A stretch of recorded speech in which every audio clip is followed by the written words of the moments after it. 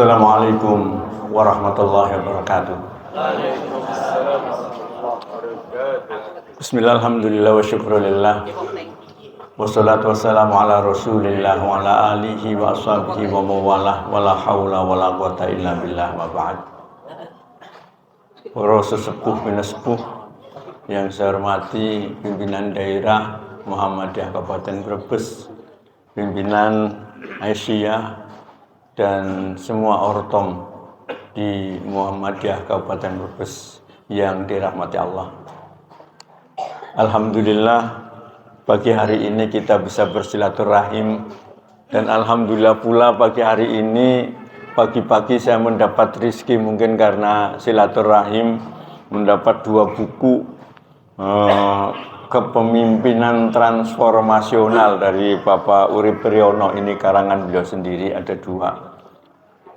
Mudah-mudahan pertemuan ini tentu saja membawa manfaat buat kita sekalian, amin.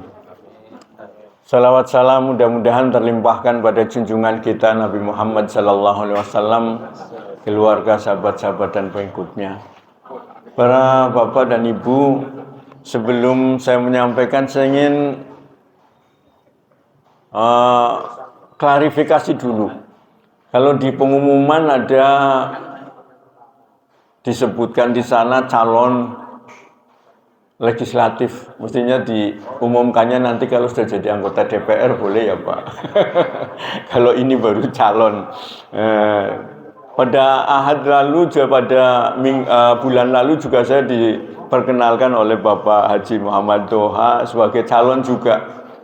Dan kebetulan pada kesempatan kali ini materi yang saya sampaikan adalah berkaitan dengan kepemimpinan dalam Islam.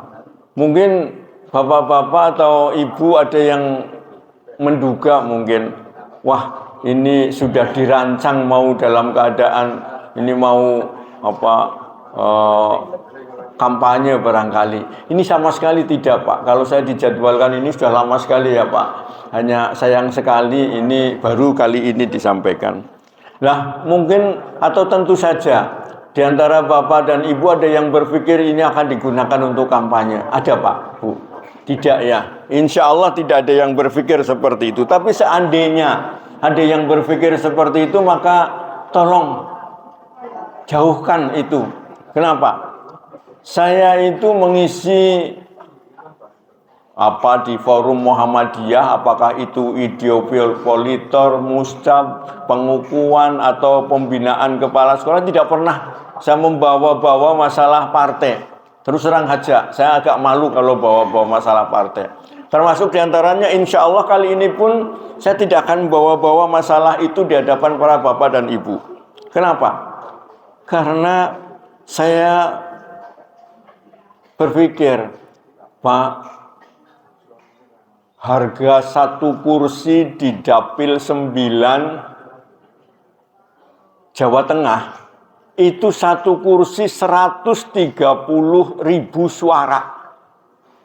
Kira-kira warga Muhammadiyah Kabupaten Brebes ada 130.000 suara, kayaknya tidak ada. Sekarang kalau kira-kira saja seandainya satu cabang itu 5.000 orang, 5.000 suara, 17 cabang berarti 17 kali 5.000 baru ada 75.000 suara. Itu pun kalau semuanya memilih saya, kalau semuanya memilih Partai Umat. Padahal tidak semuanya. Ada di Partai Umat itu ada PKS, ada P3, ada PKB, ada PAN, bahkan yang di PDIP pun ada. Oleh sebab itu, kalau saya bicara tentang partai di Muhammadiyah seperti ini, rasanya eman-eman sekali. Sangat sayang sekali kalau niat untuk untuk ngaji itu kemudian hanya untuk diselingi dengan kepentingan pribadi. Itu yang tidak inginkan. Para bapak dan ibu, ini bukan hanya di Muhammadiyah. Saya ngisi pengajian itu di mana-mana, termasuk di Jati Barang ini Pak Urip Priyono. Barangkali tidak pernah saya menyampaikan di dalam pengajian itu tentang saya calon anggota legislatif nomor 4 gitu dari partai umat misalnya. Saya tidak pernah seperti itu. Kenapa demikian? Karena tidak mungkin saya akan bisa bersaing dengan mereka yang sudah pasang baliho di mana-mana, di jalan-jalan, bahkan sampai di pinggir kuburan, pojok-pojok kuburan itu di desa-desa ada semuanya. Jadi kita itu secara logika tidak mungkin untuk bersaing dengan mereka. Apalagi partai umat itu partai kecil gitu ya, baru lagi. Jadi secara logika tidak mungkin akan bersaing. Tapi ini logika manusia, akal manusia. Itu tidak mungkin. Tapi kalau ketentuan Allah itu wallahu a'lam. Allah yang Maha tahu. Kalau di dalam Al-Qur'an surat Ali Imran ayat 32 ayat 26 itu Allah Subhanahu wa taala berfirman, "Qulillahu malikal mulki tu'til mulka man tasya wa tanzi'ul mulka man tasya wa tu'izzu man tasya wa tudzillu man tasya biyadikal khair innaka ala kulli syai'in qadir." Allah itu pemilik kekuasaan yang akan diberikan kepada siapa yang dikehendaki, akan dicabut dari siapa yang dikehendaki, akan memuliakan siapa yang dikehendaki, dan akan dihinakan siapa yang dikehendaki. Karena Allah Maha Kuasa atas segala sesuatu. Jadi bisa saja Pak, kalau sekarang kekuasaan yang begitu wah hebatnya bukan main, tapi kalau Allah sudah menghendaki akan cabut gampang aja. Orang yang sekarang dimuliakan, kalau Allah mau menghendaki untuk dihinakan, hinakan gampang saja. Termasuk diantaranya tadi, kalau secara logika kita itu tidak mungkin akan bersaing dengan partai-partai yang besar yang sudah dananya sudah begitu banyak. Tapi kalau Allah menghendaki, itu bukan satu hal yang mustahil. Bapak Ibu, Talut itu raja yang begitu hebat, begitu kuat dalam segala-galanya. Tapi apa? Talut itu hanya dikalahkan oleh Jalut itu dengan menggunakan ketapel. Tret, mati. Gitu ya. Jadi semuanya itu ada di tangan Allah. Maka kita jangan terlalu putus asa kalau yang sedang berjuang di jalan Allah. Jangan putus asa, kita itu tidak punya apa-apa, tidak. Kam min fi'atin qalilatin ghalabat fi'atan katsiratan biiznillah. Banyak kelompok yang kecil tapi bisa mengalahkan kelompok yang besar, semuanya adalah dengan seizin Allah. Kalau Allah mengizinkan, tidak ada yang mustahil. Kalau Allah sudah mengizinkan, tidak ada yang susah di hadapan Allah Subhanahu wa taala. Kita bisa saja kondisi sekarang ini, dalam kondisi seperti ini, kalau umat Islam yang punya pilihan sedang di oyo-oyo, tapi kemudian nanti langsung bisa menang, itu juga itu kuasa Allah. Lantas mungkin Bapak Ibu akan bertanya, kalau secara logika tidak mungkin dapat bersaing, kenapa mau dijadikan calon? Itu ya, mungkin kan pertanyaannya seperti itu. Jawabannya cuma satu. Saya ingin menunjukkan keberpihakan aktif kepada yang saya yakini benar. Hanya itu saja. Bapak Ibu tentu pernah mendengar satu cerita bagaimana Raja Namrud dengan Nabi Ibrahim. Nabi Ibrahim satu ketika menghancurkan berhala-berhala yang dimiliki oleh masyarakat Raja Namrud waktu itu. Akhirnya Nabi Ibrahim ditangkap. Begitu ditangkap lantas dijatuhi hukuman akan dibakar. Nabi Ibrahim, Raja Namrud sudah mengumpulkan bahan bakar, sudah menyala begitu hebatnya, sudah berkobar. Datang dua hewan kecil.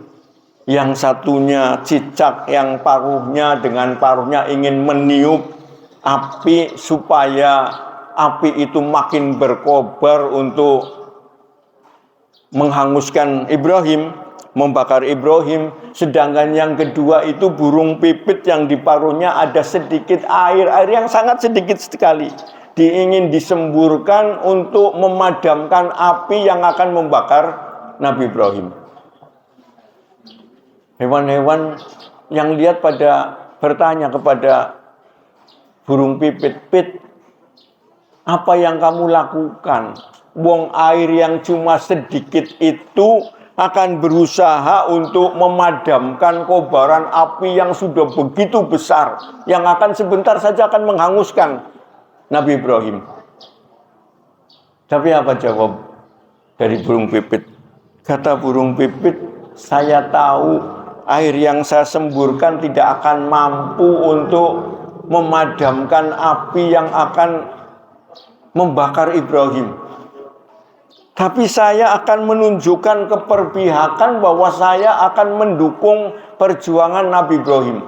Perkara nanti yang memadamkan itu siapa, itu urusan Allah Subhanahu wa taala."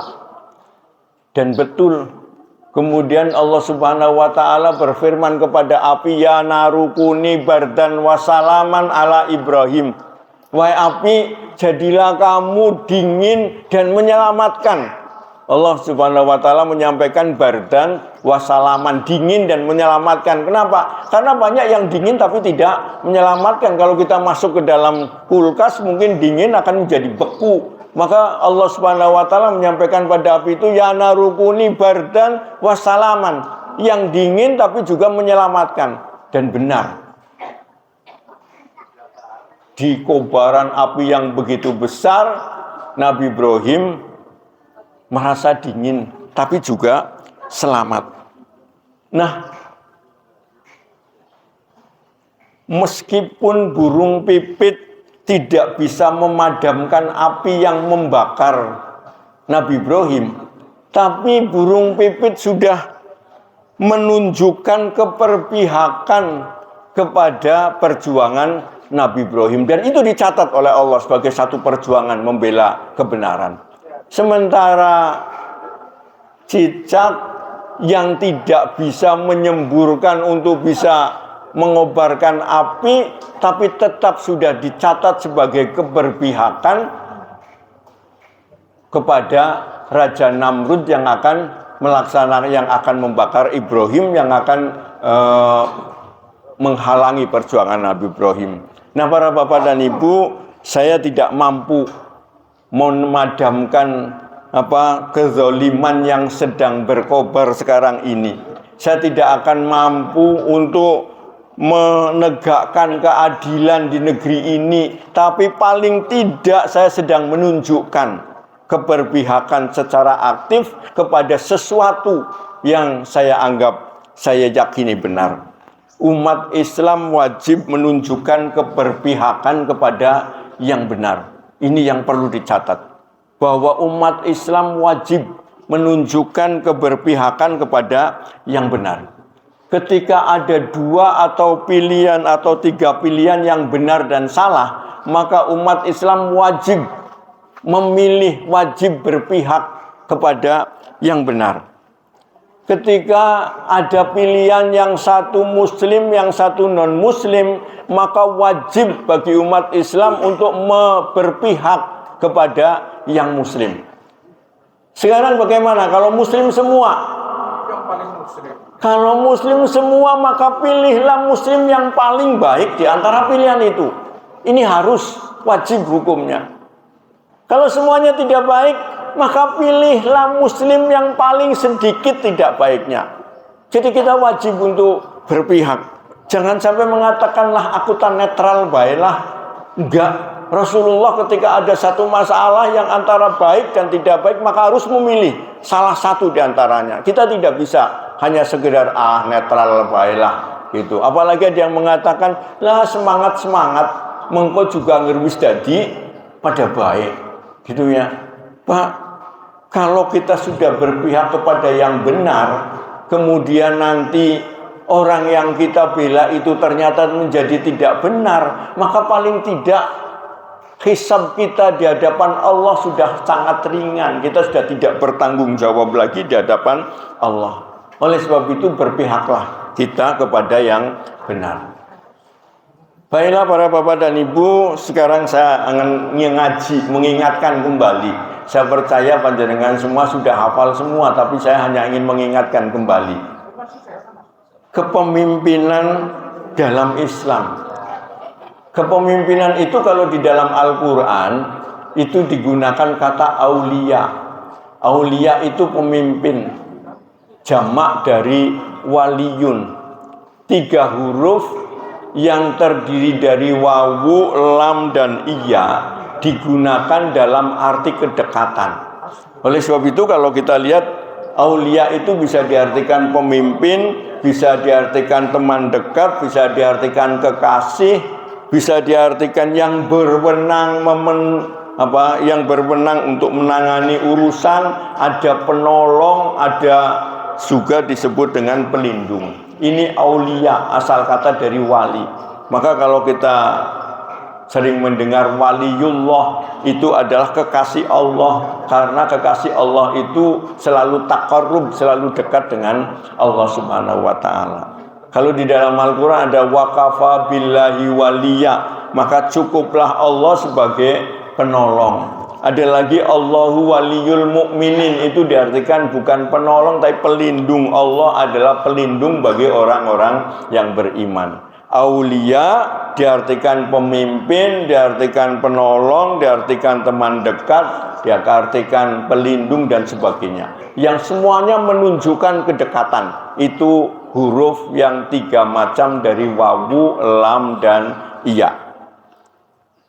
Ketika di Jakarta sana ada yang penistaan terhadap Al-Quran, ada tafsir yang mengeluarkan penafsiran la yattahidil mu'minul kafirin aulia diartikan sebagai teman dekat. Wah, waktu itu kemudian geger, viral. Sekarang Al-Quran diartikan aulia, diartikan teman dekat. Padahal kalau kita tahu ma'ani, tentu saja jangankan dijadikan pemimpin, wong teman dekat saja tidak boleh. Jadi tidak apa-apa kalau diartikan tidak teman dekat, itu ya tidak apa-apa. Karena itu secara ma'ani kita teman dekat saja tidak boleh, apalagi dijadikan pemimpin. Para bapak dan ibu, masalah kepemimpinan ini adalah masalah yang sangat penting di dalam pandangan Islam. Kenapa?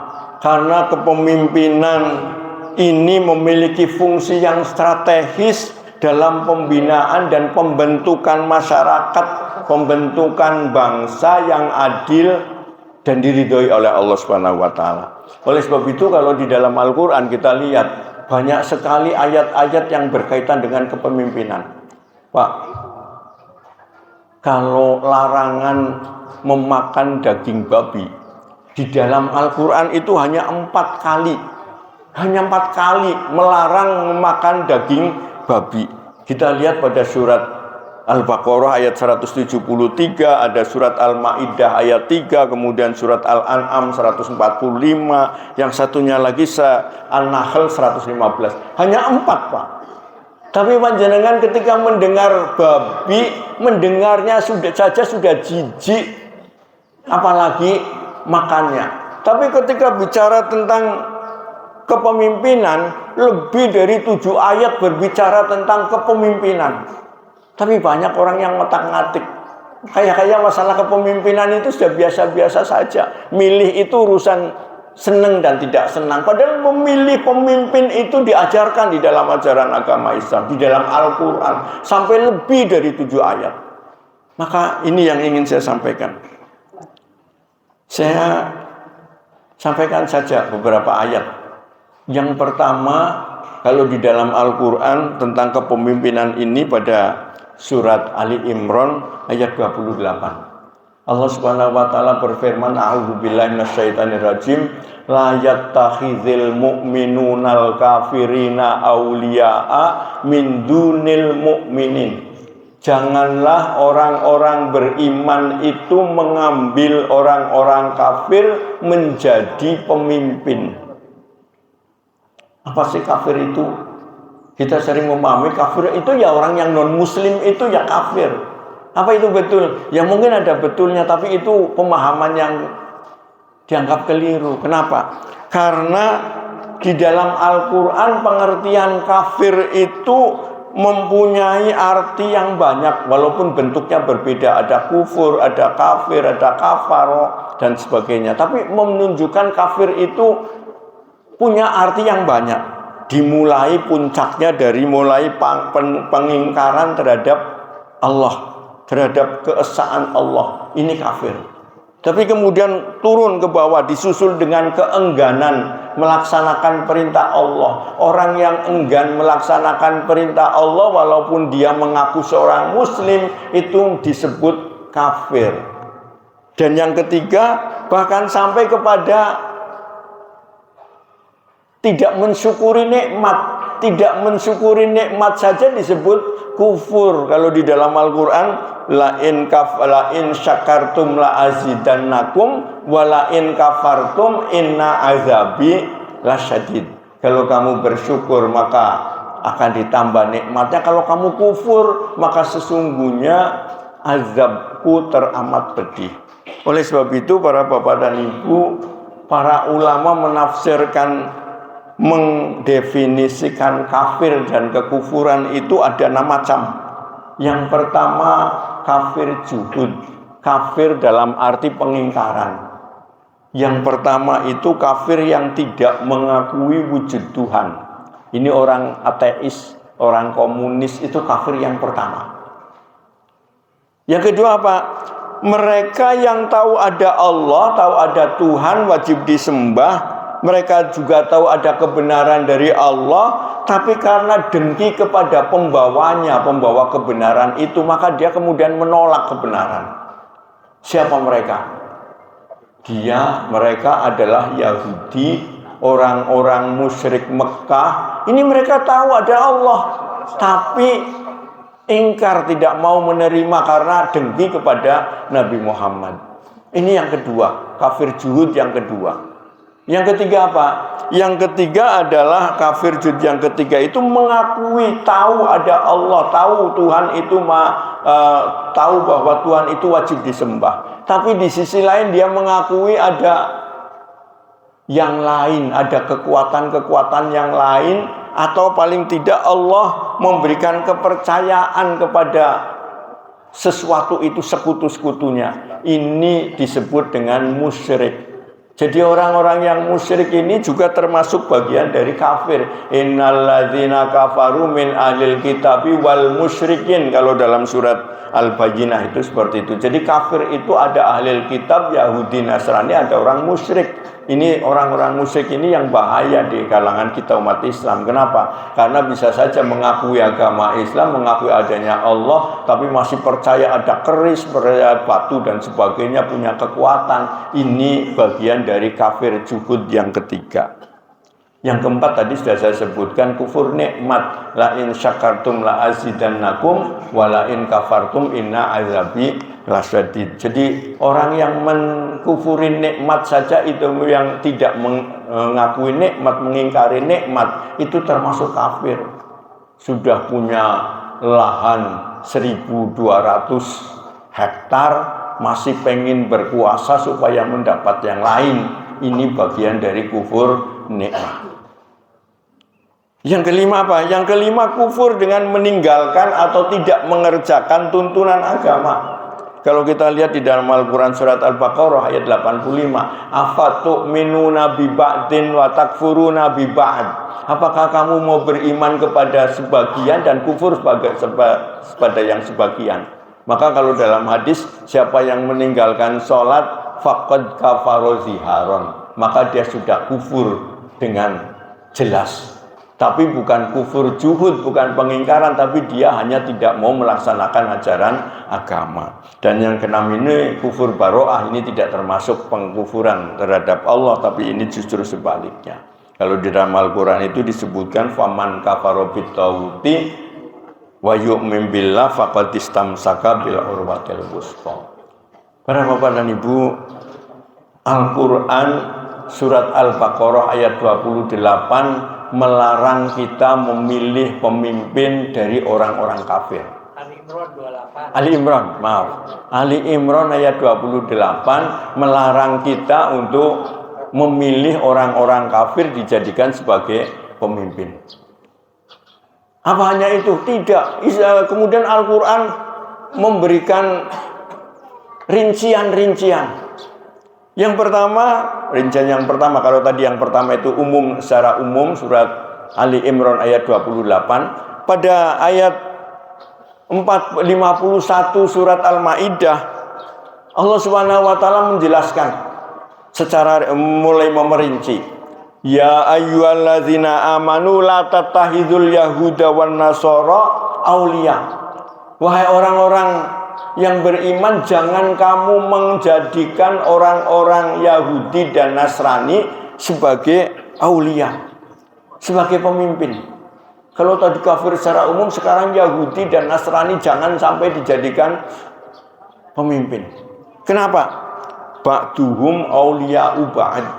Karena mereka itu antara satu dengan yang lain itu saling mendukung. Yahudi dan Nasrani itu bersatu untuk membantu, saling membantu untuk melawan Islam. Walan tardo angkal Yahudu walan nasoro hatta tattabi amillatahum. Nah, Yahudi dan Nasrani itu tidak rela sampai kalian ikut agama mereka. Pak, Yahudi tidak pernah mengharapkan supaya ayo masuk ke dalam Yahudi, tidak. Tapi pendapat-pendapat Yahudi itu supaya masuk ditanamkan seakan-akan itu menjadi hukum yang dilaksanakan oleh masyarakat. Contohnya apa? Biar saja orang pada menggunakan pakaian muslim, ya, busana muslim, tidak apa-apa. Yahudi memperbolehkan busana muslim, tapi kemudian pakaiannya ketat, pakaiannya apa, sehingga kelihatan semua. Itu sehingga pakai pakaian, tapi sama dengan tidak berpakaian. Itu salah satu diantaranya bagaimana Yahudi itu supaya kita ikut ke sana. Di bidang pendidikan, sekarang bidang pendidikan lebih utamakan rasio. Padahal Islam mengajarkan kalau Rasulullah 7 tahun ajarkan sholat, kalau sudah 10 tahun tidak melaksanakan sholat maka pukullah, walaupun dengan cara yang baik. Tapi sekarang tidak, biarkan saja anak-anak mau berbuat apa-apa. Itu salah satu di antara pemikiran Yahudi yang harus dijadikan seakan-akan itu sudah menjadi satu hukum yang dilaksanakan. Beda dengan Nasrani. Jadi jangan pilih orang-orang Yahudi dan Nasrani sebagai aulia, sebagai pemimpin, karena mereka itu apa? Duhum aulia ubad, antara satu dengan yang lain saling mendukung. Oleh sebab itu, wa may yatawallahum minkum fa innahu minhum. Barang siapa yang mewalikan, menjadikan mereka pemimpin, itu termasuk bagian dari mereka. Innallaha la yahdil qaumal zalimin. Allah tidak memberikan hidayah kepada orang yang zalim. Sudah. Yang kedua jelas, kalau yang pertama kafir secara umum, yang kedua Yahudi dan Nasrani. Yang ketiga apa? Yang ketiga lagi, ditambah lagi pada surat Al-Maidah ayat 57. Ya ayyuhallazina amanu la tattakhidul ladzina takhudhu dinakum huzwa wa la'iba. Hai orang-orang yang beriman, jangan kamu jadikan orang yang menjadikan agamamu sebagai main-main, sebagai sendaguro dan main-main sebagai pemimpin. Pak, Bu, apa sih agama dijadikan main-main? Ketika sedang berkuasa mengatakan, kalau negeri ini pengen maju, hilangkan pendidikan agama. Ya, kan banyak dari orang-orang kita yang mengatakan seperti itu. Kalau pengen maju, hilangkan pendidikan agama dari sekolah formal. Ada lagi yang mengatakan pondok pesantren itu penghambat kemajuan. Ada lagi, saya tidak butuh suara umat Islam, tapi begitu nyalek kemudian pakainya peci, pakai jilbab, pakai sorban dan sebagainya. Ini menjadikan agama sebagai main-main. Orang seperti ini jangan dipilih. Jangan dipilih, karena itu la tattakhidhu alladzina takhudhu dinakum huzwa wa la'iba. Termasuk diantaranya kalau ada orang yang main-main karena tidak suka dengan nomor 1, maka sholat kemudian tidak pakai seperti ini, tahiyatnya tapi pakai seperti ini misalnya. Itu menjadikan agama sebagai main-main. Jangan dipilih. Tolong itu jangan, ini secara agama. Kalau saya bicara tentang lain terserah. Ini adalah Al-Quran yang mengatakan seperti itu. Jadi Al-Quran la tattahidul ladina takhudhu dinakum huzwa wa la'iba. Alhamdulillahi rabbil alamin. Terus siratal ladzina an'amta 'alaihim ghairil maghdubi 'alaihim waladdallin. Menjadikan agama sebagai main-main. Jangan dipilih kalau orang yang seperti itu. Ini Al-Qur'an. Kalau panjenengan terserah. Kalau saya menyatakan itu jangan. Sudah. Apa cukup sampai di situ? Belum. Masih ada lagi. Dalam Al-Quran surat At-Taubah ayat 23, Allah Subhanahu wa taala menjelaskan lebih detail lagi. Ya ayyuhalladzina amanu la tattahidu aba'akum wa ihwanakum awliya in istahabbul kufra 'alal iman. Wahai orang-orang yang beriman, jangan kamu menjadikan bapakmu atau saudara-saudaramu sebagai pemimpin kalau dia lebih memilih kekufuran daripada iman. Saudaranya sendiri.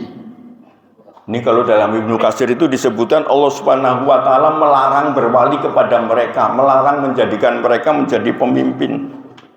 Bapaknya sendiri, saudaranya sendiri, kalau lebih suka dengan kekufuran, maka jangan dipilih.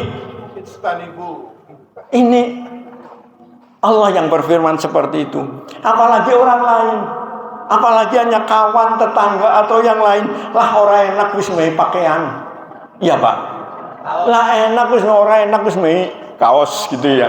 Orang enak wis mei amplop dan seterusnya. Kalau panjenengan menggunakan Al-Quran, maka itu sudah tidak diperbolehkan sama sekali.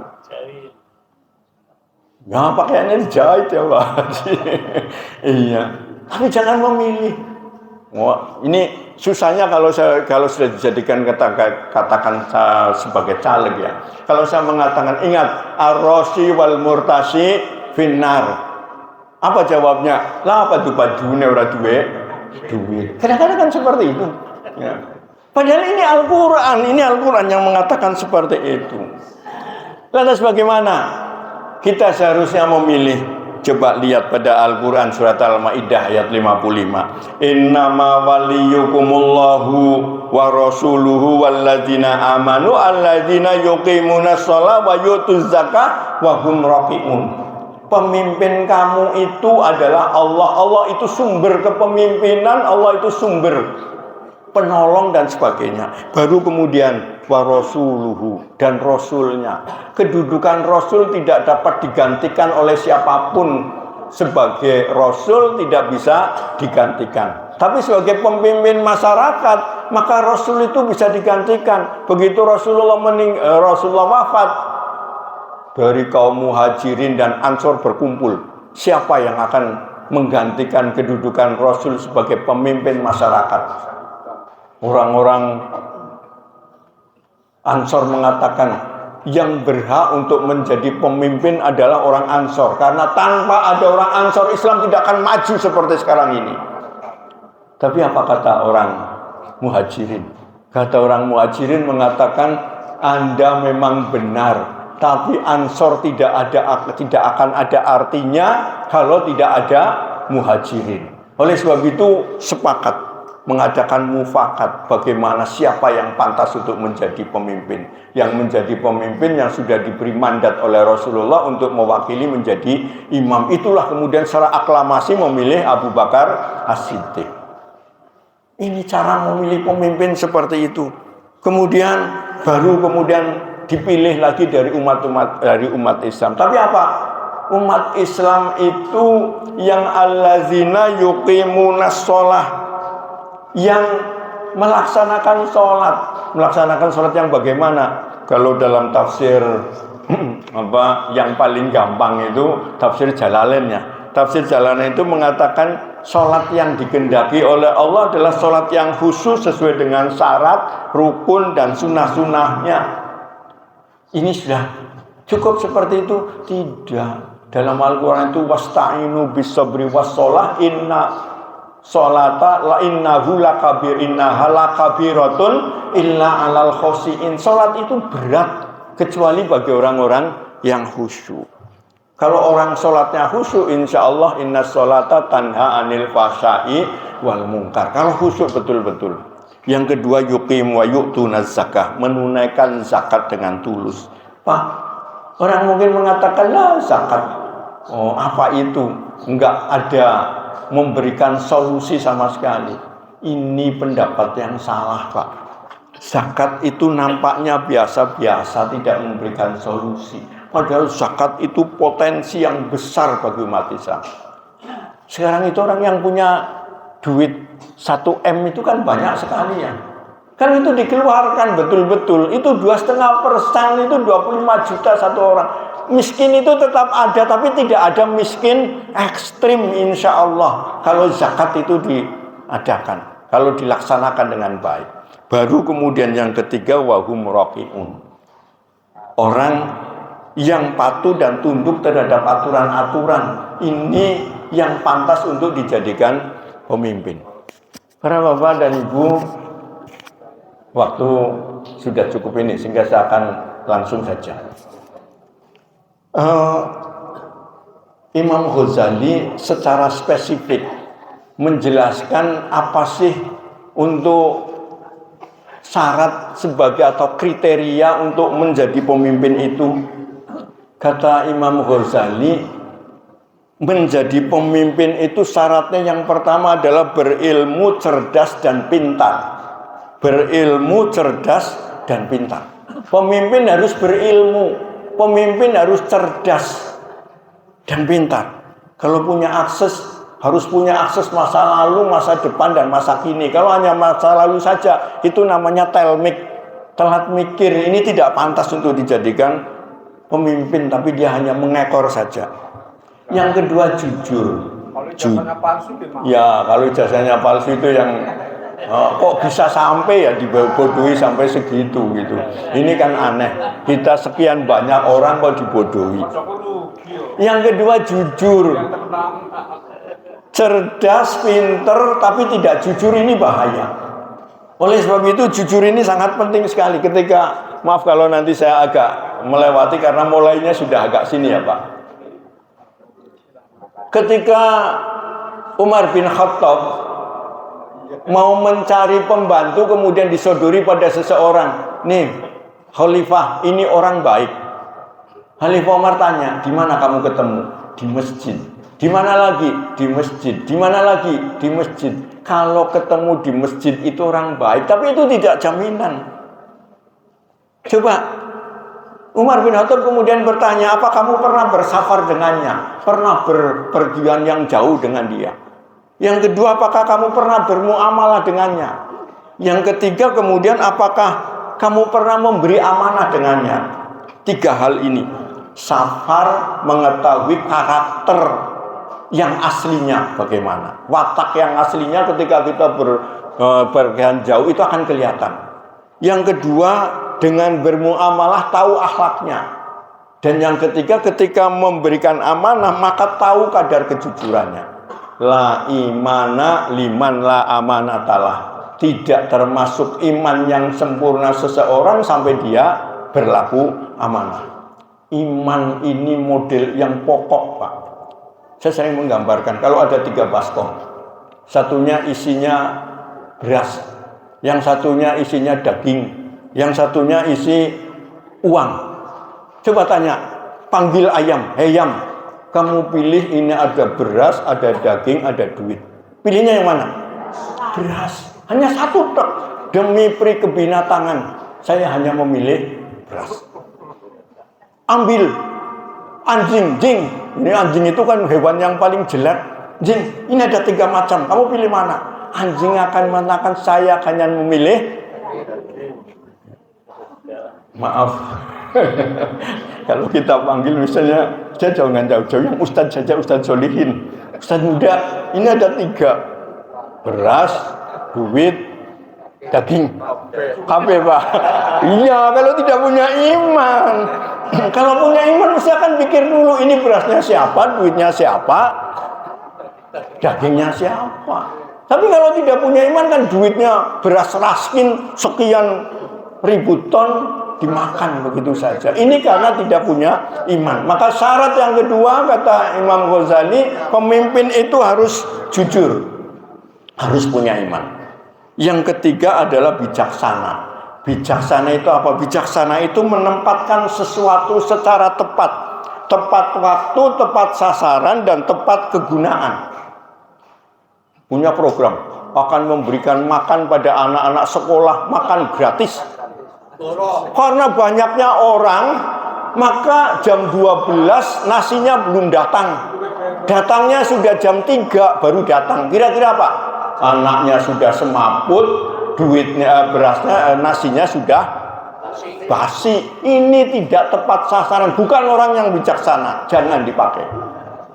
Saya tidak bicara tentang siapanya ya Pak. Tapi ini ya terserah. Tapi ini kepemimpinan itu kata Imam Ghazali harus bijaksana. Tepat sasaran. Alat pertanian berikan kepada orang-orang petani. Tapi diberikannya kepada ASN. ASN butuhnya apa sih? Ya pulpen, ya laptop gitu ya. Kalau diberi alat pertanian enggak tepat, ini tidak tepat sasaran. Dan yang ketiga adalah tepat kegunaan. Harus tepat kegunaan. 3 ini tepat sasaran, tepat waktu, tepat sasaran baru disebut dengan bijaksana. Yang keempat adil. Adil itu pas, tidak kurang, tidak lebih. Ini adil. Kekuasaan itu memberikan sesuatu sesuai dengan kapasitasnya. Jangan karena hanya ini partai pendukung lantas diberi, ini jangan. Walaupun tidak menguasai. Wad'u syai' ghairu mahallih fahuwa zulmun. Menempatkan sesuatu bukan pada tempatnya, maka itu adalah zalim. Apalagi kalau kita lihat lagi, idza wusidal amru min ghairi ahli fantaziris sa'ah. Kalau menempatkan seorang bukan pada ahlinya, maka dia tunggu tanggal kehancurannya. Wong punya ojol, apa punya apa Pak? Jadi menteri pendidikan kira-kira gimana? Ya ada kurikulum. Ini wusidal amri, idza wusidal amru min hari ahli fantadiri sa'ah. Tunggu tinggal kehancurannya. Dan yang kelima, menurut Imam Ghazali, seorang pemimpin itu harus berani. Kalau ada orang naik pohon kelapa, kemudian wah saya berani mau terjun dari pohon kelapa, itu berani apa bukan Pak? Bukan, itu nekat.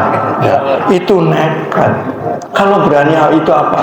Berani itu bisa membuat program, kemudian menetapkan tujuannya apa, baru kemudian cara melaksanakannya. Sudah tahu cara melaksanakannya, tahu resiko yang bakal dihadapi, bagaimana kemudian sanggup menghadapi resiko yang dihadapi, itu baru disebut dengan berani.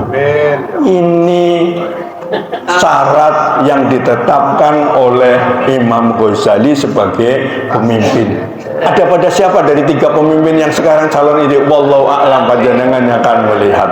Tapi insya Allah kalau menurut ajaran agama Islam itu dipenuhi, maka insya Allah negara ini akan menjadi baldatun thayyibatun wa rabbun ghafur.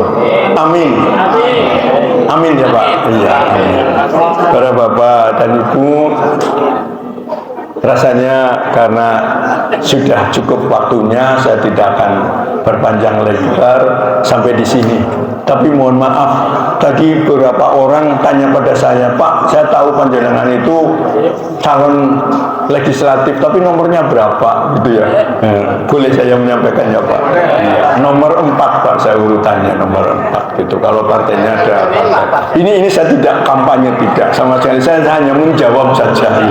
Jadi saya Partai Umat urutan nomor 4 itu saya, insya Allah. Saya sekali lagi saya katakan tidak. Secara akal itu tidak akan bisa, tapi kekuasaan Allah, siapapun Allah tuzillu man tasya wa tu'izzu man tasya. Maka kepada siapa saja dari kita yang sedang berjuang bukan beras, baju dan uang, tapi berjuang betul-betul untuk mencari ridha Allah, membela kebenaran. Insya Allah Allah akan membantu kita. Segala kekurangan mohon maaf. Wal afu minkum. Wassalamualaikum warahmatullahi wabarakatuh. Waalaikumsalam warahmatullahi wabarakatuh.